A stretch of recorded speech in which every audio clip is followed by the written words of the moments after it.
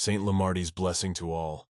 An age of enchantment when magic was perfectly ordinary. At this time, the power of the temple was absolutely unstoppable, and a girl wielding incredible power was locked up in this temple for life. And named Hestia, she was an experiment of the temple and spent her entire life there being bullied, and her blood and flesh used as magical artifacts. Hestia spent her days filled with loneliness and pain. There was also one boy locked up in the temple. He was brought in because of his magical power, and in the same way they experimented on him, driving him insane. It was Hestia who sent this boy, whose name was Janica. They were happy, the three of them, but their happiness didn't last long. This girl heard that the Supreme Temple was going to break the seal, and the world mana was out of control. But one day, a man came to her and told her that there was one way to get things back to normal, granted to them by the merciful Lamartia, and the temple men decided to sacrifice Hestia. Janica, on hearing about it, was very upset. He came to the girl and asked her not to go there. They could run away together. He would protect her, let her not die leaving him alone. He kept saying that she had nothing to fear. He could handle her defense, and asked why she even cared so much about those nasty people. I didn't understand what drove her to make such a choice. Did she really care so little about her own life? The guy said that if she didn't want her life, then let him give it to him because he cared a lot. Otherwise, everyone she cares about, down to the maids, everyone who has used her power, he will kill and not even think of mercy. He said that he would kill and not forgive any of them. So he asks very much that Hestia not go there. But despite his desperate pleas, Hestia answered him that she had thought long and only she would die, let everyone else live. The girl decided to sacrifice herself in order to put future Manu to sleep and save the rest of the world. Janek gathered up the scattered pieces of Hestia's soul and decided that until her soul was reborn, one day he would wait, even if it took forever. And just like that, Janek waited for her for 500 years in an immortal body. But the child with black hair was never born. The boy decided that he wouldn't give up. He would wait for her, and after waiting an eternity, he eventually met Hestia, who had been reborn in the body of a girl named Cecilia. Their name, hair color, face are completely different, but this power he felt then was too strong. That's how he knew it was her. Janek did not know if she would remember him and be pleased. So he went to her and asked her if she remembered him. The girl replied that is there anyone who does not know him in these lands? It is after all His Highness Duke Killian Janikson. Janek thought it didn't matter if she didn't recognize him. The important thing was that they had met after all. He understood her desire to hide her true nature, because it was the reason she had suffered so much in her past life. So he also understood why she had made the difficult decision to stay away. Still, Janek was determined that things would be different in this life. He figured that if he was going to disgust her, then let her run from him as hard as she could, but he wanted to get deep into her heart and make her become his. Janek decided that this time he could protect her. And then suddenly the moment from the past came again, when the boy had asked that Hestia not go to the temple. But at that moment the voice grew quieter and quieter, and the girl heard her name, someone calling her. Then she opened her eyes and looked around, realizing it was a dream. She must have just dozed off suddenly. In fact, Hestia had fallen asleep quite soundly. She had been reborn so long ago, and she still remembered that voice clearly. But then she suddenly remembered that she had made the dress, so she had to get back to work right away. In this empire, the illegitimate children of aristocrats live worse than commoners. And it was in this place that she was born, in the body of the child of an earl and his maid, a girl named Island. Her name was no longer Hestia, but Cecilia. And just like that, she was living her second life. When evening arrived, Cecilia was still sewing the dress. She thought that not only had she had some strange dream while she had been napping during the day, but she didn't know if she would be able to finish the dress in time for morning. But suddenly she felt her life getting harder to live, and looking around, she noticed that the room was dark. She wondered if the magic light had gone out while she slept. Cecilia decided she would have to light it again and activated her magical abilities. A small bright light appeared next to her, and the girl thought that this should basically be enough to get her to work. But then suddenly Cecilia thought that if she fell asleep again and the lights went out, it wouldn't be good. So she snapped her fingers. Some creature flew out of the magic circle. Cecilia, seeing him, said she had a request and told him to keep an eye on the magic light to make sure it didn't go out. She asked the little monster if he could handle it. He nodded, and she said that was fine. Cecilia had instructed him to keep the magic light on, so it shouldn't go out even if the girl fell asleep. So now she had to go back to work. With these thoughts, the girl went back to sewing the dress, and after many hours the girl was happy because she had finished her work, and before the deadline. Cecilia thought she should be paid extra for such beauty. But suddenly she looked at her magic ball and noticed that the monster had fallen asleep on it. Now it was clear to her why the light was beginning to fade slowly. Then she stepped closer to him, and I yelled at him, "How dare he!" She gave him an assignment, and he sits and sleeps at his post. The monster was very scared, so it immediately vaporized. The girl sighed and decided to ignore it. She put the dress on the bed and hoped her sister would like it. The girl was surprised that she was already awake, and realized that if she was late, her sister would be very angry. And at that moment, she folded her hands, casting the spell again, and in a second she had a completely different look. Then she said she was on her way and took her dress from the bed. After that, the girl ran out into the hall, where her sister, whose name was Aline Ayland, was sitting. Alina, when she saw Cecile, asked why it was that she was so lazy, and asked what she would do if she was late for Duke Janixon's banquet. Cecile approached the girl and apologized to her, saying that she had been diligently sewing beads on her dress. Alina asked if they were so beautiful, these beads, that they took so much time. Cecile replied that she was making this dress for her sister after all, so she wanted to make the best of it, and had tried very hard with such. Alina looked at the dress and said it was a great job, and asked her sister if she had at least gotten some sleep. The girl replied that of course she had both slept and finished the dress, so she could take it easy. But Alina sighed and asked what was so silly. Why would she be worried about her? Her sister laughed and told her to hurry up and try on the dress. The girl took the dress in her hands and said that it was definitely time for her to change. But in that moment, moments from the past came into view in front of Cecile, when Yannick had said that he would kill anyone who used her power. The girl didn't understand what the sudden memories were about. She was very worried and went looking for records of past events. But nowhere did she find confirmation that he carried out his threat. Besides, even though she had her memories, past life must be left in the past, for she now lives in a completely different place and time. Whoever she was in the past, whatever happened then, she is Cecile now. Someone suddenly called out to a girl. Someone called out. It was Alina. She asked what it was she was doing now. Let it be quick. She was already late. The girl had firmly decided that she was going to live this life simply as Cecil Island. At this time in his manor, the blonde-haired guy reached for another bottle of wine. Suddenly, the butler stopped him and said that he would harm his health, and he could finally rest at the banquet. The blonde-haired guy was Killian Janixon. He had completely forgotten that he was having a banquet that day. Then he said it didn't matter, and asked what it was about Hestia, but the butler just remained silent. Killian got angry and asked why he wasn't answering. He had asked him about Hestia after all. Killian asked if the baby with black hair had been born yet, or if he just hadn't been found. The butler apologized and said he'd be in shortly, but the boy interrupted him, and said it was the same thing every time, and also added that the butler should just forget about it and go away. At this point, Killian thought it was about time she showed herself for once. Had she not thought of him at all? And in all these years, he's never been able to forget her. 50 years ago, she did sacrifice herself to save people. He'd been waiting half a millennium for her rebirth ever since. He didn't know when he would finally meet her, but he wanted it so badly. At this point, after some time, the girls went outside. Cecilia escorted her sister to the carriage and said that she was very beautiful today, and would definitely be the center of attention at the ball. Alina was indignant and told her sister to stop saying such things because today was in honor of Duke Janixon's victory. So how could she steal everyone's attention? But the girl replied that such a beauty could not help but attract attention, even if it was small.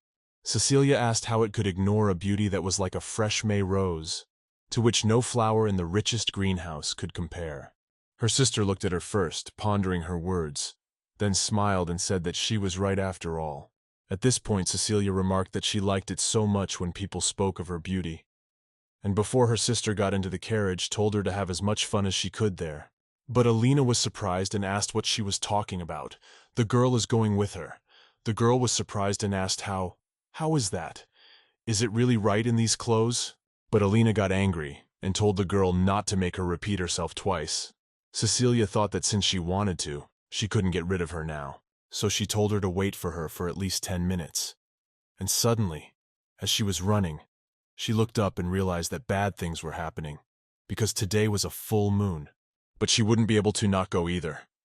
Cecilia hoped very much that nothing would happen, at least until the full moon ceremony, because otherwise things are going to get really bad. So after a while, after changing her clothes, she went back to the wagon. When the girl got in, Alina told them to be on their way. Cecilia thought she almost died while running. Afterwards, she apologized to her sister for being so late, but just decided to dress up properly so as not to embarrass her. But her sister looked contemptuously at the girl. Then she asked, "Is something wrong, perhaps?" Alina asked when she had time to buy such a revealing dress. But Cecilia replied that it was, after all, the dress she herself had given her because she no longer wanted to wear it. Then the sister asked why she had painted her lips so brightly then, but the girl replied that she hadn't put on any makeup. They were just red because of running. Alina got angry and replied that she was too young for that. She should not flaunt her shoulders, it is lewd. But Cecilia said that it was a shawl she had taken to keep the girl warm at night. But at that moment Aline gave the girl some jewelry, saying that even though she was going to pack very quickly, she still wasn't wearing enough jewelry to accompany her. Let her wear this at least. Cecilia looked at the jewelry her sister had given her and said that it was very expensive. Cecilia looked at what her sister had given her and said that it was very expensive. Cecilia then told her sister that she would wear her jewelry very carefully so as not to break or lose anything. But Alina said it was nothing. That's not what she's thinking about. Let her add it to her travel expenses later. Her sister accompanies her everywhere, so she has to fit in. Alina sighed and said that of course it was nonsense. You don't even have to go anywhere. You can just live in a shared house so she can find a good fiancé. She also told her sister that she was all grown up, so she wouldn't go traveling with her. She kept admiring the jewelry. Alina looked at her and said her eyes shine so much at the mere sight of money or jewelry, she's like a magpie. Cecilia replied that she was just very pleased. That is, her sister told her to stop talking nonsense. She should just treasure what she had given her, so that she would no longer live in poverty when she left her father's house. Cecilia told her sister to marry soon. If she became head of the family, she could employ her so they could travel together and get property. In the Empire, women can inherit family property if they find a spouse. But Alina told the girl to wait only when she became the head of the family. Not only would she share the property with her, but she would also buy her a rank. But my sister looked at Cecilia. Why is she the one laughing? Do I think she's just talking and won't be able to do anything in the end? But the girl replied that not at all. She was just very happy. At this point, Cecilia thought her sister was infinitely stubborn and didn't think what she said. But she was still happy to be her baby sister. Usually children born out of wedlock are neglected and destined to live in poverty. But Alina truly considers her a little sister and cares as much as she can. And the most important thing is that her sister is quite impatient this moment. Alina winced at the window and asked Kucher, "Why the carriage is so slow? They are in a hurry after all." And after a little while they were already beginning to drive up to the manor with the other carriages. Aline was very much frightened when she looked out of it.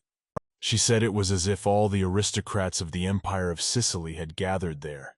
She said it was the Archduke Janixon's ball, she said. They've barely been out in public all this time, so everyone's very curious. So they got together. But Alina said that everyone in the Empire has already seen his face, and what else is there to look at Janixon? His name speaks for itself.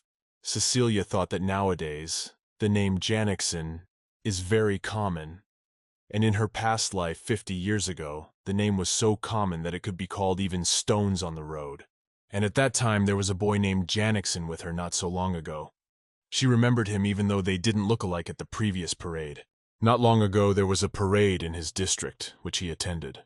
Cecilia, who with her sister was sitting on the balcony drinking tea, saw them, and the girl asked, "So then, this is the very Archduke Janixon?" But Alinini understood what of it, and why all the people had fled like ants just to see him. It was the hero of the sword, Killian Janixon. Thanks to him, the war with the Highland barbarians was soon over, and he became the Grand Master of their time. The Janikson family originally had the right to take actions only available to the imperial family, such as making decisions regarding other aristocrats. And everything about the history of the family itself and its members, absolutely everything was hidden from the public. Of course, he had nothing at all in common with the Janik that Cecilia knew. The head of the Janikson family had been hiding from the public for a long time, and one day he suddenly revealed his face, and he defeated the enemy warriors. Everyone, without exception, was amazed by the picture that was revealed to them. He was a true sword hero. He was also called a great master. Cecilia, how surprised she was when she heard that. Because there was no more mana left in this world that was enough for a grandmaster to appear. When the husband, the necessary source for this, from which the key beats, that is Hestia, also died. But Cecilia thought the moment she first saw him that it didn't matter at all because he was so handsome. It is said that the more mana in the body, the more beautiful a person becomes. And Cecilia's original image was also very beautiful. And when the girl looked at him, she noticed that he wasn't happy at all. He looks both forlorn and full of joy at the same time. So unusual, as if to dispel the darkness with him. But at that moment, the man suddenly looked up.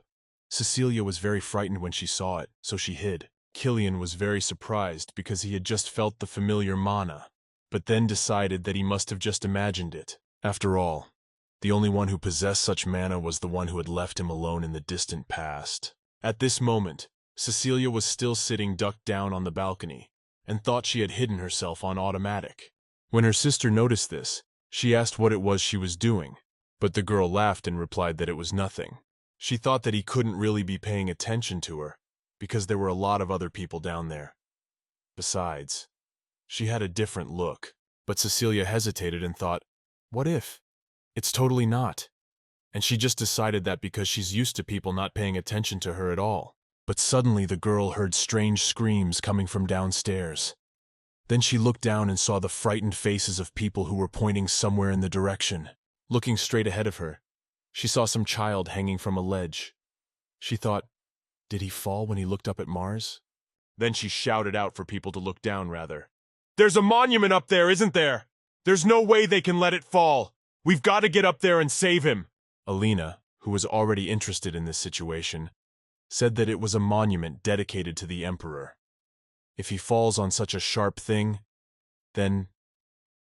But she didn't have time to finish, because the people below were shouting that they had to hurry. Cecilia thought at this moment that she could easily save him, but if she now used the magic that had long since disappeared, she would obviously attract a lot of unwanted attention, and she could hardly hide the fact that she had used it. She suddenly thought, what if the existence of that, what was still sealed inside her? Will she really have to go through the horror she endured in her past life again? But then suddenly a man shouted. He said he was the manager of this hotel and held out the keys, telling me to take them quickly. They're for the side door. But at that moment, people screamed because they saw the boy unhooked from the balcony and started to fall. But after a second, it parted, and the remains of the monument flew apart. The hotel manager, when he looked, saw his lordship. All the people were shocked. At this time, Callian Janikson emerged from the dust that had risen from the impact, with a child in his arms. The people, when they saw this, immediately began to rejoice and say, "Long live the Archduke!" The boy walked a little away from Ruina and put the boy on the ground. Then the innkeeper came up to them and said that he was certainly glad that the child was safe, but asked how he could now be reimbursed for the destroyed statue of the Emperor. Callian took out a beautiful piece of jewelry and gave it to his master. The man was surprised and asked His Majesty if he really wanted to give him such a valuable stone. Callian, leaving, said that he himself had just complained after all that there was no one to make amends, let him take it, silent and gone. Cecilia, who had been watching all this time, calmed down but then wondered, had he been there before? She couldn't believe that he had chopped up your vegetable garden to get there. But then suddenly she looked closer and noticed that he was muttering something unhappily to himself. Cecilia suddenly heard his words distantly. He was saying black hair, black hair, black hair. But suddenly her thoughts were interrupted by her sister's voice. Alina came up to her and said that she wanted to take the place of the Archduchess. Her sister asked what she had just said, because she hadn't heard it. Alina repeated it, and Cecilia was shocked that her sister was planning to take the Archduchess's place. She certainly hadn't expected such a thing, The girl thought it was very strange. She knew, of course, that Alina loved power more than anything else in the world, and assumed, of course, that she would sooner or later start looking for a partner of high status, with her fiery temperament. But Cecilia thought she would not choose an archduke who was not at all interested in politics and power. And for example, the emperor's second son, who would be the future heir to the throne. The girl was surprised and thought, has her sister changed her mind about becoming empress? Then the girl realized why Alina had mentioned that at the banquet it was necessary for it not to become a standout. She wondered if people's opinions on her appearance might change a little for the better after a makeover. But she stopped herself from thinking that, because she didn't need to think about such nonsense. If Alina suddenly wants to achieve something very much, then Cecilia will definitely help her in achieving this goal. After all, she wants all of her sister's dreams to come true by all means. But even though she has promised such a thing, she still doesn't think this man is worth it. Come on, at that moment Callian came out into the hall to them, and Cecilia, when she saw it, she couldn't believe her eyes. She thought, did that man really come out to them drunk? She thought, but the banquet hadn't even started yet. But he just sat and looked at his guests without saying anything. Then Cecilia wondered if it was a banquet in his honor, and he didn't even bother to prepare an opening speech. There was a strange atmosphere throughout the hall. The girl thought about what would happen if her sister came and was so disappointed in him. But when she looked at Alina, she realized that apparently she was already. It was directly written on her face how much he annoyed her and how much she hated him. But then suddenly the Archduke's servants came into the hall, and seeing them, Cecilia thought it best that they should bring him to his senses quickly, before her sister's patience broke. But another girl came into the room and asked why everyone was just standing around. It was such a great day. But she couldn't hear the ringing laughter at all. Cecilia, hearing this, did not understand why these people were up to such a thing. Before the Archduke could even say a word, they had already started to do something ahead of him.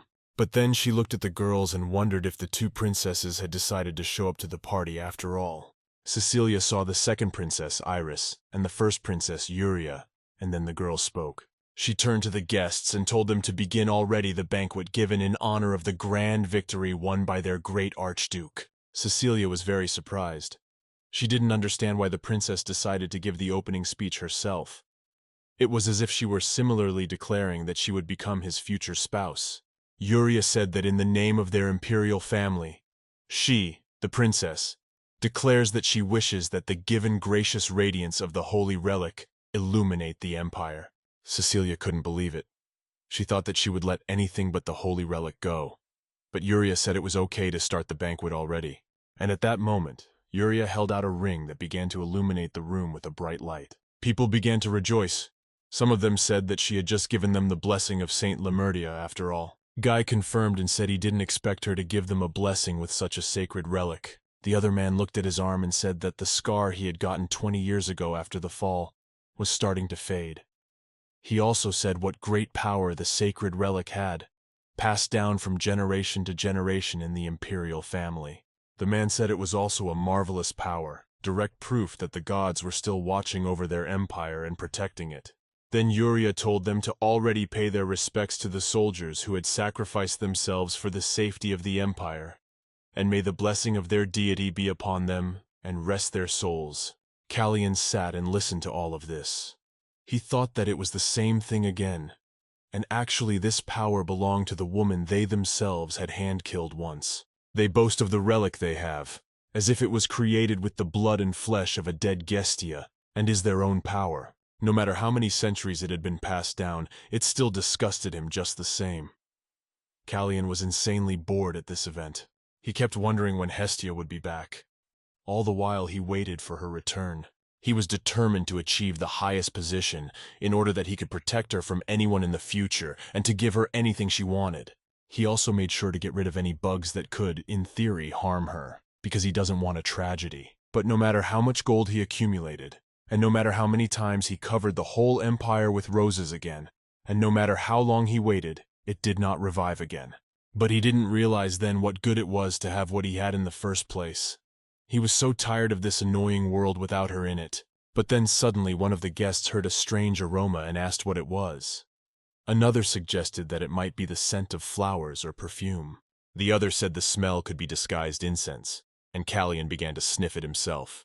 And then suddenly he realized that this scent could not be a mistake. Exactly the same scent was coming from Hestia's mana, but he didn't understand where it was coming from.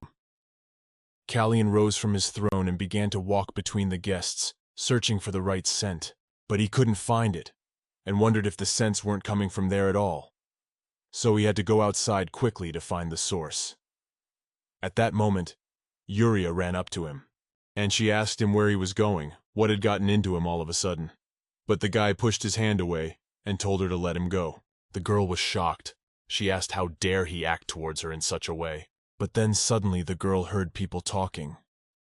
One of the guests said that he had heard that when the first princess tried to persuade the Archduke to marry her, he slammed the door in her face without even listening. But the girl said that she thought it was just a rumor because the princess was so sure always played the role of his future bride. And he didn't seem to be publicly outraged himself. Yuria realized that these were the same people who had previously sung her dithyrambs, and praises were now slinging mud at her. Her Princess Yuria had been dishonored not once, but twice, so she decided to observe how long Callian could continue to ignore her. At that moment, Cecilia and her sister went outside. Alina asked what had happened to her so suddenly, and where she was hurting. Cecilia felt pain all over her body. She couldn't move, and it even hurt to breathe. She thought it was the ring the princess had brought. If she had known that someone present would bring sacred relics, there was no way she would have gone to this feast. It seemed to her that some of her power was gone, and she had lost her mom, who had been trapped inside her and screaming with hunger for 7 days. It was trying to absorb all the power of the holy relic in a frenzy. Cecilia was in a lot of pain because of this, and she couldn't do anything about it. Because of this power, she had suffered so much and even died in her past life. She didn't understand why she couldn't escape that pain by transforming again. The girl doesn't understand if she's really ready, she's suffering here too. Why she was even born then. Tears of pain came to her eyes. But then suddenly, Alina, after a little silence, asked with a shout, "Is it really then?" Cecilia looked at her sister and thought that she was definitely her sister. Alina looked at the girl and asked what had even happened to her. She was very worried. But then she suddenly remembered the words of a girl she had saved in the past. She had said that she wanted to be reborn into a life where she didn't have to deny herself anything. And now even Hestia, the only thing she held dear, was taken away. She did not wish at all for something like this to happen after rebirth in her new life. Then Cecilia finally understood. She thought that no matter what the girl cried, she would do whatever the girl wished. Now she was definitely sure. Cecilia, of course, does not know what she has been reborn for, but she is very happy to see her. But then suddenly Alina asked why she was silent. Maybe she had angered her in some way. Cecilia wondered if she remembered that she had promised that she would do anything she wished for her, and took her sister's hand at that moment. The girl figured she shouldn't worry. She would just do it the same way she had been doing it, and then she would just have to draw the seal in her mouth. Cecilia must contain the leaking mana by sealing it into the magic orb, and at that moment, Cecilia coughed out a small ball that was filled with her mana.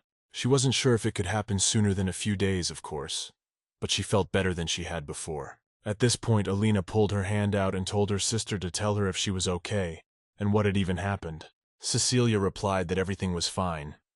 She was just a little dizzy and asked if she could stop shaking her, or she would get more dizzy. After that, they went back to the hall, and Cecilia said that it was more important to find out where His Grace the Archduke had gone. Alina said that the jerk had just run off somewhere. No surprise there. Cecilia was surprised and said it was such a pity, and after all her sister really wanted to dance with him. Alina was surprised, and asked if she thought she cared where that idiot went. She was more scared for her, and asked, does she realize how painful she looked from the outside? But Cecilia shut her sister's mouth, and told her that if anyone heard her speak of the Archduke, they would think she hated him. But Alina told her sister not to talk nonsense. She speaks quite quietly. She's not stupid after all, no one but her could hear it, and asked if she could stop covering her mouth. At this moment, Cecilia thought about it. She thought that something might happen because of the holy relic, but everything went very well. Apparently, her sister was so surprised that she felt bad that she even forgot that she was angry with the Archduke. Of course, she was sorry that he had gone somewhere else, because it's upset her sister enough, but she thinks it's for the best if there are no more plans. They could go home early, but then, suddenly someone came up to them and said that they were making too much noise. Cecilia heard this and turned around and apologized immediately, but then she saw the man and stopped talking. Some guests who were standing nearby said they should not have shamed the Graff family by behaving in such a manner. The girl who was standing next to him said it was the same thing again today. And what could Lady Alante possibly be dissatisfied with? Afterwards asked Lady Veronica Laren if she was correct. At that moment, Cecilia thought that nothing good would come out of this encounter. She didn't understand why the girl decided to spoil her sister's mood even more, and on this day too. Due to the fact that Alina hates her so much, the girl is unlikely to have an easy time pulling her sister away and ending their altercation if it suddenly starts. Then suddenly Aline spoke up and said that she had shown herself to Lady Lyran in an improper light, and she apologized if she had made her uncomfortable. Cecilia, who was standing nearby, didn't understand. Why is she doing this? The nurse is much better. Let her just ignore that evil toad. No need to get into conflict with her. Alina said that her little sister is not feeling well right now, so she asks that they forgive them, but they have to leave the banquet first. Veronica said that the splendor of the banquet couldn't be spoiled by the fact that Alina had decided to wear such a flashy and flamboyant dress, and she'd brought that low-born child. But she was still glad they'd decided to leave him. Alina was smiling while she heard all this, but when the girl finished speaking, her face became very serious, and she asked what she had just said. The people who were standing around began to shush her, and Veronica said that she even sympathized with her, because she had come to the banquet dressed up in such an extravagant dress. In order to stand out and shine her beauty in front of the Archduke so that he would pay attention to her, they also brought a low-born child for contrast, so that it would definitely work. He didn't even cast a single glance in Alina's direction and ran off in an unknown direction. The girl said that apparently all her efforts had been in vain, and then asked if Alina realized what she was leading up to. It has been customary for several years now to wear a dress in soft colors, but it is done far from just to honor the war dead. Veronica said it was a shame that she had chosen to neglect it this time. Aline had always been an example to all aristocrats before, and asked if she was not at all ashamed to wear such a garish dress to a banquet in which they were honoring the memory of the dead. Cecilia looked around and noticed that a lot of people were already watching their quarrel. She wondered what would happen if her sister got very angry and hit her in the face, and it had happened before. The girl thought that she needed to stop Veronica as soon as possible, or her sister would really hit her. So Cecilia told them to stop. In fact, Lady Veronica Laren debuted just a year earlier than Alina.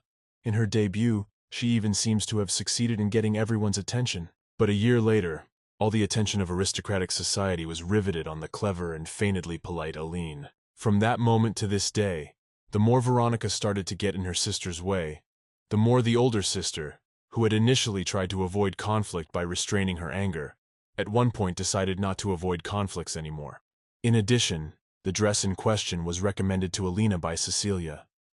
After she heard that the girl wants to be paid attention to, and if suddenly Alina cannot become an archduchess because of her poorly chosen clothes, it will be a real disaster. So Cecilia turned to Lady Laren and told the girl not to be so sharp of tongue, for this dress had been worn before so often by the late Countess. The girl said that, as Veronica must know, after the Count had died in the war, his wife had given every support to the soldiers who had gone to that war until the very end, when they were about to attend a banquet in honor of the much-anticipated victory.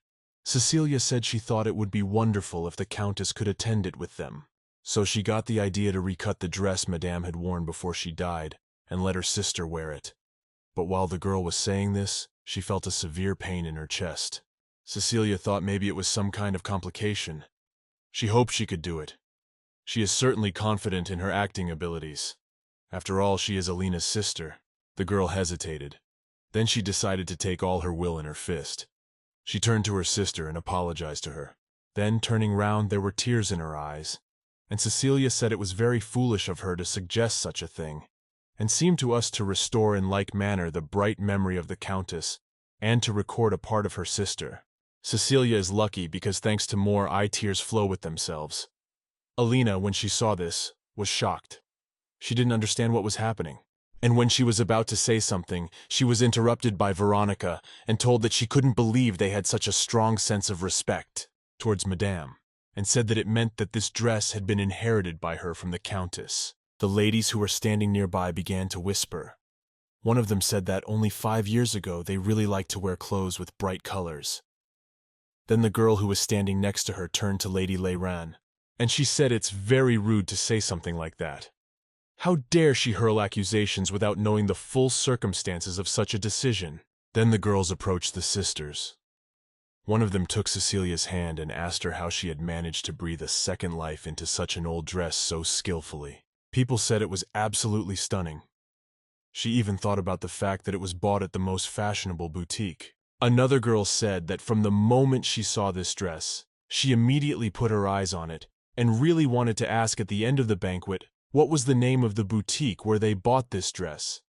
But she could not even imagine that it was the girl herself who created such a striking masterpiece. But Veronica intervened in their conversation and said, "How on earth does an illegitimate child allow herself so much? And especially how dare she speak of the majestic countess with her filthy mouth?"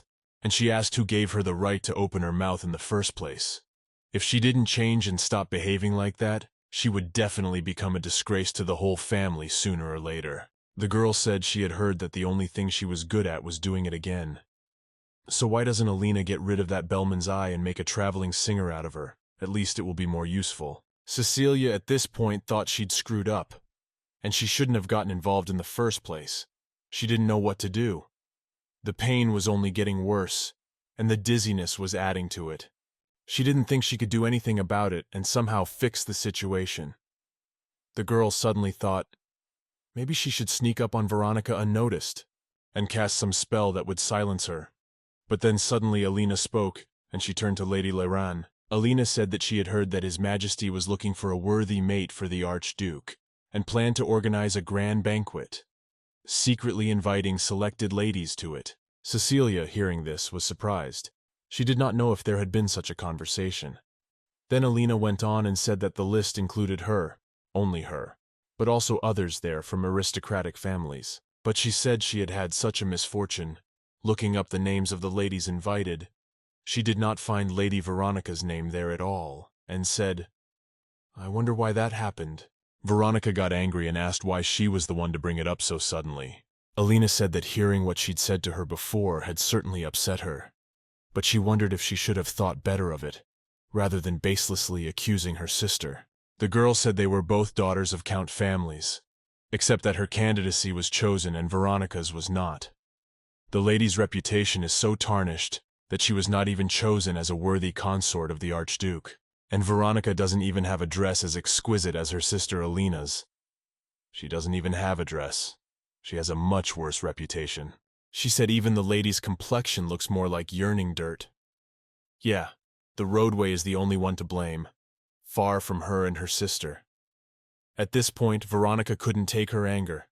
She said it was over the top and took a swing at the girl, but Alina reacted in time and stopped her hand, then whispered in the girl's ear, saying that she knows very well that she is jealous of her and wants with all her might to become on Alina's level. But the girl said that if Veronica said one more time with her vile and filthy mouth that her sister was a red-blooded non-law-born or something like that, Alina will do such terrible things to her that even hell will seem like heaven. The girl said that she wished Veronica would stop testing her patience already, because at this rate it would run out. Cecilia, when she heard this, was very much surprised. She did not understand how a girl could be so good at eloquence, either in her past life or in the present. Yeah, we started whispering. One of them said that the princess was wearing a red dress the color of blood too. Pretty rude of her to say that in a room with her sister in it. It's like she's telling the princess if she's ashamed to wear something like that to this event. Another girl said that the princess must have worn it to celebrate her victory in this way, and she was sure that after this banquet a dress of this color would be in great demand among the young ladies. And Lady Veronica, in trying to show off, ended up making herself look ignorant. When Alina let go of Veronica's hand and asked if she even realized that it was her own fault for burying herself alive, at that moment her assistant came up to Veronica and told Mistress to get going already. The girl was very angry, but she quickly turned around and started to leave. At this point, Cecilia wondered, what if the sister did not immediately lose her temper over this? She was afraid that because of me this noise, she or Alina herself might have been the aggressors who tried to spoil this banquet with such inappropriate behavior. One of the ladies approached the girls and said that considering Lady Ailante's big heart, what had happened earlier must have been a big shock to her. Alina thanked Lady Azura for such kind words. Another girl came up to them and told Lady Cecilia that she need not worry any more about what had happened. It was very noble of her, almost in this way, to commemorate the departed countess. Cecilia was a bit not expecting it, but thanked the girl for it. When she thought that Alina was probably waiting for the moment when all the people would take their side, she was very pleased. And it turns out, aristocrats do have conversations from time to time, rather than ignoring them. Then the girl thought that all this was the merit of her sister, who never ceased to take her to official events and also treated her as a human being, without belittling her origin and without ceasing to care for her well-being. In her previous life, Cecilia was her sister's protector. But in this life, it's the other way around. And that's why she feels so strange. But at that moment, the girl realized that she couldn't take this pain anymore. She felt like she was about to faint. Cecilia thought it wasn't time yet. She needed to hold out a little longer for the sake of her sister, who was so bravely protecting her. But at that moment, Alina came up to her and told her to hurry up and go to the restroom so her sister could get some rest. Cecilia said right away that it was okay. She could walk alone, because it was more important now that Alina properly thanked those who had interceded for them. Cecilia said that she thought they were just wonderful people, and who knows, they might become the driving force behind the sister in the future. In fact, the girl was in so much pain that tears almost sprang from her eyes. At that moment, Alina said that sometimes she reminded her a lot of one person. Cecilia got nervous and asked which one, but the girl said it didn't matter. Let her forget about it. She took her sister's hands in hers and said that she was right in what she said. Then let her go to the room without her and rest properly. Cecilia agreed and said she would rest a little on the balcony. After that, she would come back. Afterwards, Cecilia went out on the balcony. She felt very ill at ease. She thought that if it hadn't been for Veronica pestering them at such a bad time, she would have suppressed her strength at once. And after that, she had a good rest. The girl sat down on the floor and thought that she was very lucky that there was no one else on the balcony but her. The girl did not know what to do with the satchel that her sister left on Veronica's wrist. Gradually, Cecilia began to lose her mind. She thought maybe she just relaxed a lot, but then she suddenly realized that she couldn't control her mana anymore. And at that moment, the girl realized that her transformation spell was breaking because her hair started to turn black and her skin lighter. At this time, a girl in the banquet hall approached Aline and told her to look quickly because his lordship, the Archduke, had returned to the banquet hall. People started talking, not understanding why he had gone back towards the end of the banquet. Even the princesses had already left him and gone home. Callian was annoyed because he'd gone around as far as he could, but he couldn't find the source of the scent anywhere. So he made a couple of circles around the building and decided to go back. He wondered if maybe he'd just lost his mind. The man decided, what if suddenly, because of my intense longing for her, I had fancied him to smell the exact scent that had once come from Hestia's mana. But then suddenly he stopped, because he felt something strange coming from the doors that lead out to the balcony. Alina, when she noticed it, thought that he still had not forgotten from Kostya at all. He even wants to say a word to me. Not to anyone, he is just an ignorant man. But when she saw Callian start heading for the door, she remembered that this was the balcony, where her sister was resting. At this moment on the balcony, Cecilia called out to her pet again and told him to quickly heal the wound on her arm as soon as he said that to Veronica, then run back. But the girl thought about it and realized that Veronica was a creep, likely to re-injure herself after she recovered. Then she said that he should watch her for a couple of days. Never let her inflict a fresh wound on herself during that time. The animal said something in its own language, and then he flew away. Cecilia wondered if she should have trusted him with such a difficult mission. She thought that she probably should have fully recovered her mana first, and after that, she should have thought it over well and sent him on a mission like this. But Veronica is not predictable, and there is no telling what her next move will be. Of course, Maybe nothing terrible will happen if he successfully completes his mission without being caught by anyone. Cecilia thought that right now she didn't know what might happen to him while he was on a mission. But it was far more important to get back the mana that had left his body and seal it inside sooner rather than later. The girl thought that she was probably going to be hurt like hell again, though she didn't even know when she hadn't been hurt at all, due to possessing the mana in question. And at that moment, the girl started to swallow back her magic orb. She doesn't know how much longer she will have to endure this unbearable pain. Cecilia didn't realize how much longer she would suffer from this in the future. At that moment, Callian walked towards the door, but then he suddenly heard some rumbling. He didn't realize it had happened. Then he went to the balcony and thought, what if this? But when he opened the door, he saw a girl with bright brown hair lying unconscious in front of him. The man walked closer to her. He didn't understand why the woman was lying there, but he realized he must have made a mistake and wasted his time. After that, he picked Cecilia up in his arms. He didn't understand why she was lying alone on the floor, because it didn't look like she had been drinking. So he laid her down on the couch and thought maybe she was an aristocrat, but looking closer, he thought she didn't look much like one. Callian, who felt the fresh air, felt so good. It was so peaceful, because as he was driven by those novas, he felt quite strange. There, for the first time since Hestia's death, he felt so peaceful. Then he moved the hair away from the unconscious girl's face and thought her complexion was healthy enough. Callian thought that she must be sick. So people do get sick quite often. Then he thought he should call the servants and ask them to bring something to cover her with. Then the boy remembered that Hestia was also very often sick, but then he suddenly thought about it and didn't realize what he was doing now. He tells Hestia that he must have lost his mind.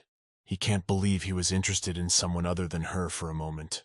He knows full well that when they meet again, and he is with someone other than her, she will leave him, not with a sense of jealousy, but with a sense of relief. He doesn't understand why. Even though he has become so callous to everyone, he still wants to hear her call him Yannick again. The boy is very upset. While Cecilia was unconscious, a picture from the past appeared before her eyes. Janet came into her room. She asked him why he was looking at her like that again. She had asked him to go to sleep, but Yannick turned to Hestia and asked if she was in a lot of pain. There were tears in his eyes. It was unbearable for the guy. Hestia replied that she had already told him she was fine, so let him go to bed. She was fine. And at that moment Cecilia, who was lying on the balcony, began to wake up. She thought it was rather strange because lately she had not been dreaming right away. At the time she was having a hard time because of him, but she thinks she harbored some affection for him. The girl realized that she felt much better than before, so she decided that she should go back to her sister as soon as possible. But then suddenly she was very surprised, because she found herself on the couch, and there was a blanket next to her. And she wondered how things were going with her surname, if he had time to fulfill her request. At this time in the room, Veronica noticed, looking at her hand, that the wound had disappeared. She didn't understand how that was even possible, and no matter how hard she tried to re-injure herself, there were no new marks at all. The girl thought that this simply could not be. She couldn't hurt herself, not only on her arm, but also on her face, on her whole body. She was going to use the wound Alina had left her as an excuse to ask her father to crush her. But there wasn't a wet mark left. But if it went on like this, she wouldn't be able to get even with her. Veronica thought that maybe it was because of the power the princess had used on them earlier. She decided that she had definitely done just that, and she didn't understand why the princess had used it specifically at the ball. If she hadn't, she would have definitely succeeded in putting her plan into action. Well, then Veronica decided that she'd probably have to leave herself a cut with the familiar's operative knife. And when she heard that, she was shocked. But the girl ran out into the hallway. She wondered where her maid had gone. She has absolutely no idea where the penknife is. She told the maid to stay away from her, of course. But that's no reason to leave her mistress alone until the end of the banquet. The girl thought she was just useless, and as soon as they got back, she would get to work on re-educating her maid properly. Veronica, who was not looking around, accidentally bumped into someone and fell to the floor. She immediately started screaming and asking why he wasn't looking where he was going. But at that moment, Callian grabbed her arm and started to lift Veronica up. When she saw him, her daughter was frightened. She did not expect that it would be the Archduke specifically. At this moment, the boy thought that he was definitely not mistaken. This was definitely Hestia's magic power. Even though it was weak to the extent that it could not be felt by those with weak magic, but he asked where and by whom the trace of this magic was left. And at that moment, Callian heard someone's moan. It was very quiet and small, and then he looked at the floor and saw that there was some small creature under Veronica's skirt. When evening came, Cecilia was reincarnated in another character, and as she flew, she thought it was just a terrible banquet. She was anxious to bathe in warm water as soon as possible and go to bed. But unfortunately, she's already got time to start the one thing a girl can't avoid, namely the rite of the full moon.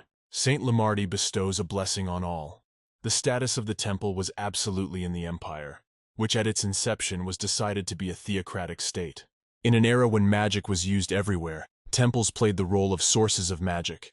Priests healed the sick, practiced politics, and made weapons. 500 years ago, for reasons unknown after the end of the Great War, the world lost most of its magic. But today, temple descriptions and etiquette remain an indispensable part of the culture of the imperial aristocracy. The most powerful magical items were renamed sacred items, which were subsequently passed down from generation to generation to the imperial family. The stories of the priests' insatiable greed, power, and the horrific bloodshed they organized were silenced and not passed down from generation to generation. After some time of her journey, Cecilia finally landed near the place she was flying to and noticed that she wasn't late after all. She was near a sacred tree illuminated by moonlight and the ruined site where the temple used to be. When a girl comes to this place, it always feels like it was just yesterday. When the three of them spent time with her sister, who in a past life had been her temple maid, and similar to what was wished to be made immortal, namely Yannick. At that moment, the girl felt a strong pain in her chest again. She realized that it had already begun. When the full moon is at its peak, Cecilia is no longer able to suppress her magic. She tried to take advantage of this opportunity, frantically trying to get rid of the vessel, and if the girl let it slip for even a second, this power could be released and destroy all the people in the empire. But the girl can't let that happen, because this power was originally not supposed to enter the world at all. But she can't keep it inside her for long. There is certainly one way to protect people. However, she is very reluctant to resort to this, and all Cecilia can do now is lock herself inside the vessels along with the sealed power and feeding the vessel, waiting inside until the sealed power's attempts to get out stop. At that time, a man on a horse galloped straight into the Black Forest. His aides told His Highness that it was too dangerous to ride so fast down the forest path. Another asked if they were too far from civilization and should probably head back as soon as possible. But ahead of them all was Crown Prince Aesor. He wasn't listening to them. The man was in a hurry, and the guy didn't understand what it was with His Highness. He even decided not to attend the banquet in honor of his lordship the Archduke. The aide said that His Highness had been saddened ever since he returned from the war with the barbarians, because the Archduke had been recognized as a hero upon his return, and he was more than a chum. Aesor was very angry with Killen Jankson. He thought that if only he could erase that moment from his memory, the dazzling glint of the blade and the phenomenal strength. He was quite capable of easily taking the prince's place on the throne with such power. Aesor didn't realize that he was, after all, just as human as he was.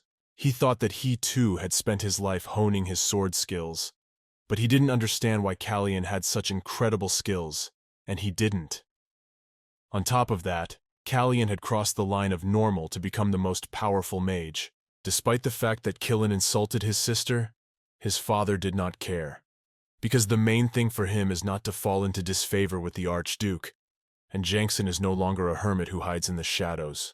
Dangerous power, mastery of magic, influence over the imperial family, power of wielding a sword. Archduke Jankson would be a stumbling block even after Aesor ascended to the throne, and that made the guy very angry. But then he stopped abruptly and thought that his thoughts had gotten him this far. In fact, it wasn't like him at all. When his aides approached him, he told the knights that he was very embarrassed in front of them. He didn't want to inconvenience them right before nightfall. The boy thought that as a future ruler, he shouldn't act frivolously. Then he told them to hurry up and go back soon. But then suddenly Aesor felt a strong wind as he turned around. The knights were frightened and asked His Majesty where such a fierce wind had come from.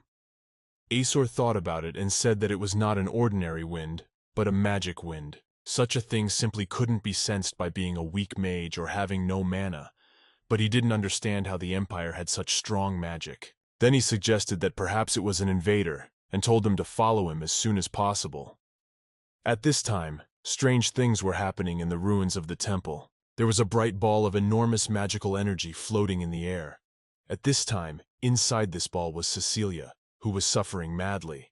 The girl was in a lot of pain. She felt as if she was about to be torn into small pieces. She prayed for salvation. Her oldest memory from her past life is how Cecilia entered the New World Temple as a little girl and dressed in white clothing. Even then, she was subjected to many different kinds of tortures. Then they wanted to create an immortal child out of her through experiments. They would cut Cecilia and then stitch her up, then cut her up again and give her all sorts of poisons. But no matter what they did, her body would automatically heal, which made them insanely angry.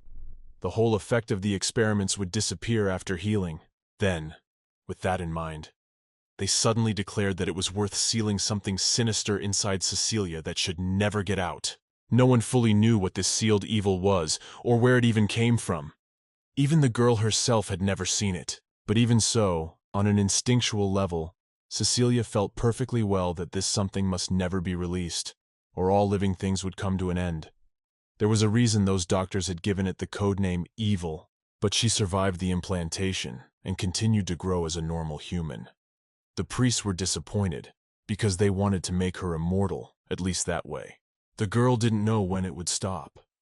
One day a priest learned that her blood could activate the power in a sealed body, and the others decided to make special relics out of her flesh and blood, and apparently these relics are still used by people to this day, and passed down from generation to generation. Cecilia didn't realize how much they planned to do with all this.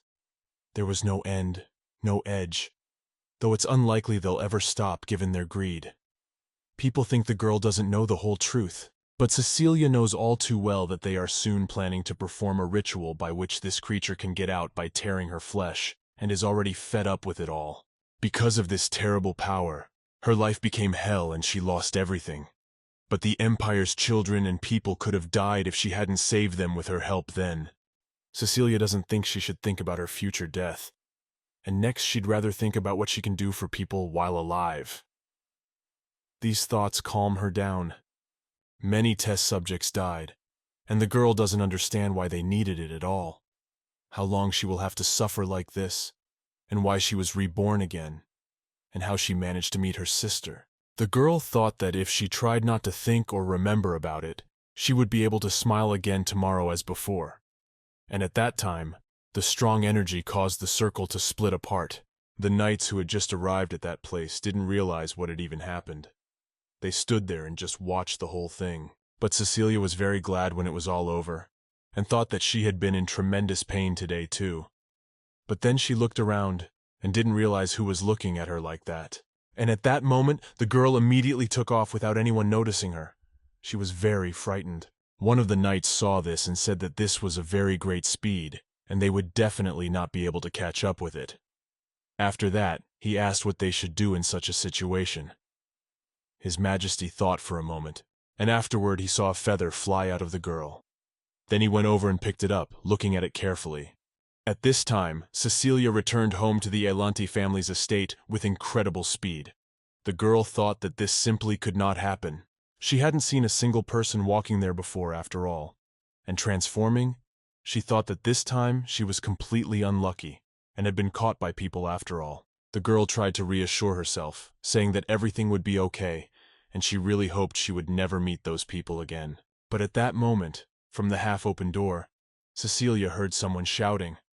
Someone was saying no, and repeating it incessantly. Then she realized that it was Sister Alina's voice.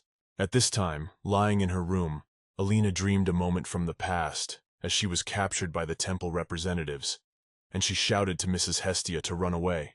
The girl said that she would definitely succeed, and Mr. Janik would help her not to get caught.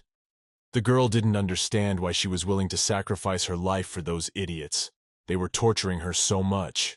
Alina said that she didn't care deeply about what would happen if she didn't, because she was Mistress Hestia, far more important to her than anyone else. The girl cried and asked why she was sacrificing herself for someone else.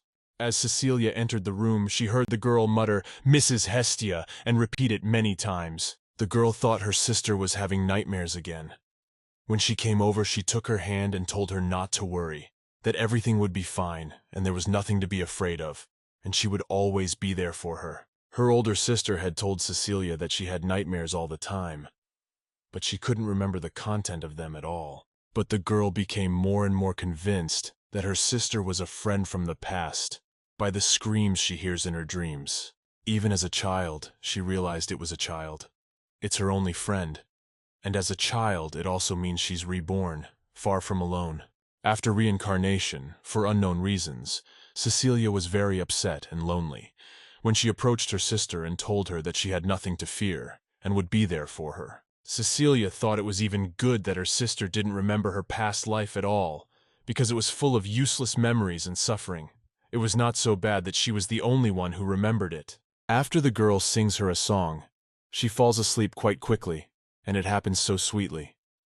The girl really hopes that she will soon begin to dream not scary dreams, but only pleasant and good ones, because Cecilia wants this child to be happy, at least in her new life.